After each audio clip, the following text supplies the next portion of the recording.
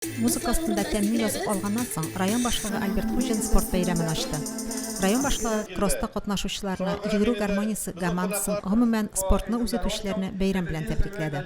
Бер яктан пропаганда саулык сәламәтлекне, шулай сау сәламәт булып яшәүне, икенче яктан ул берләштерү бәйрәме. Үзебездә районда киләчәктә дә шулай матур гына бергә менә сау һавада матур чаралар үткәребез киләчәктә дә. Халыкара факел эстафетасы командасы капитаны Денис Лазарев үзләре белән таныштырып киткәннән соң район башлыгы Альберт Хуҗинга, башкарма комитет җитәкчесенең социаль мәсьәләләр буенча урынбасары Марина Бадретдиновага, спорт һәм яшьләр белән эшләү бүлеге җитәкчесе Ишат Япаровка мактау кәгазьләре һәм истәлекле бүләкләр тапшырды.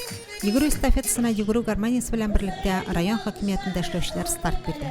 Район байрагын югары күтәреп, һәркем 400 метр дистанцияны йөгереп узды. Өлкәннәр белән бергә дистанцияны мәктәп укучылары да үтте. Без монда мәктәпне гурырланып, флагларны күтәреп килдек. Бик актив катнашабыз шундый чараларда.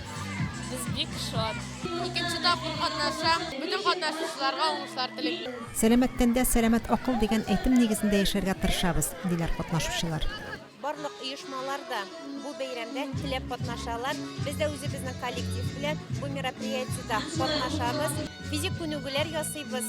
Җыю йөрү рәвешендә дә катнашабыз. Бассейнда, коенуда да бик теләп йөрибез. Елга бер тапкыр кросста катнашу, спорт белән шөгыльләнү дигән сүз түгел әле.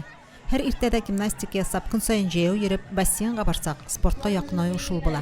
Сәламәтлек үзебезгә кирәк бит. Әйдәгез, актив булыйк. Найля Салахова, Динар Нуртинов, Муслим телевидениесе.